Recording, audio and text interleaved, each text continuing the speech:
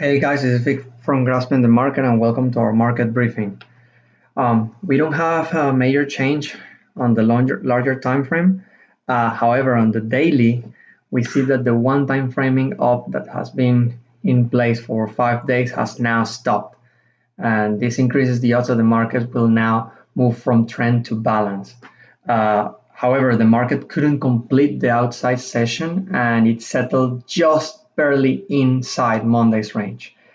That's an important detail, and we will get to that in 1 second within the profile. So when we look at the profile, I would like to point out a few interesting details.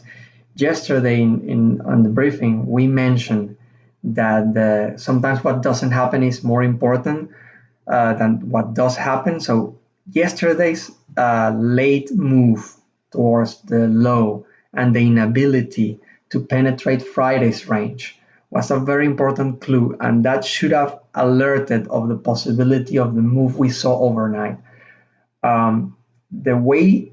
So today we gap up, overnight we go up. Let me quickly show the evening sessions.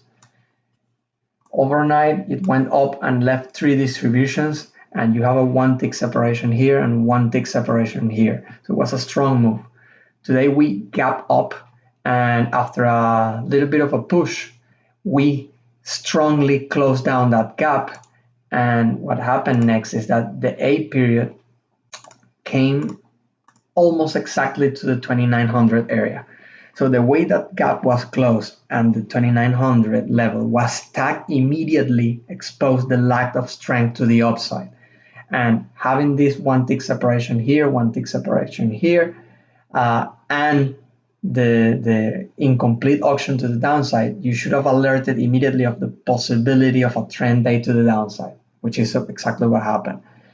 The 2900 though provided some responsive buying, but it wasn't that strong. It couldn't leave yesterday's range back out, and it couldn't even reach the overnight high. So after that responsive buying was done, then we continue our way lower. Yesterday's low was repaired, but now this is the important bit I see in today's session. There was an inability to significantly extend from this area. We took the low, yes, but then the market struggled to continue down. It got a little bit too short, it bounced back in, then it tried to go back down. It couldn't even reach the week low and settled just inside the range by 3-4 ticks. So it couldn't complete the outside session. Now, here's the thing. If we look at the profile, it looks like a B. It has a B-shaped distribution, and that normally is consistent with long liquidation. And let me remind you that we are right at the top of a very sharp rally, so that makes sense to have long liquidation at the top. And the B shape happens because when longs are liquidated, you see the strong push, but after those longs are done, that's it. The market cannot go further down. Those longs are liquidated and the market stays there. There's no new selling. Normally, if that's the case, when liquidation happens, once the liquidation is done, the market resumes in its natural direction. And another thing I would like to add on today's profile is these anomalies that we have. You see a little 2-tick protuberance there, a little 2-tick hole there. The profile is not complete, and normally those increase the odds that market will go back there to repair those. So I think overall, given what we see inside the profile, given what we see on the daily, which for the first time since early May we have a double session outside or above the 2894, the weekly high was taken, and the monthly is getting really close to the all-time highs, which are weak structurally speaking, I think the odds point up, but given the move we have and the location where we are, the risk is high. So our immediate focus for tomorrow's session is value development relative to the fat portion of today's profile.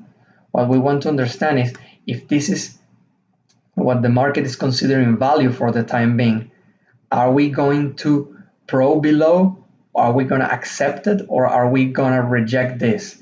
I would say that this is a kind of narrow area.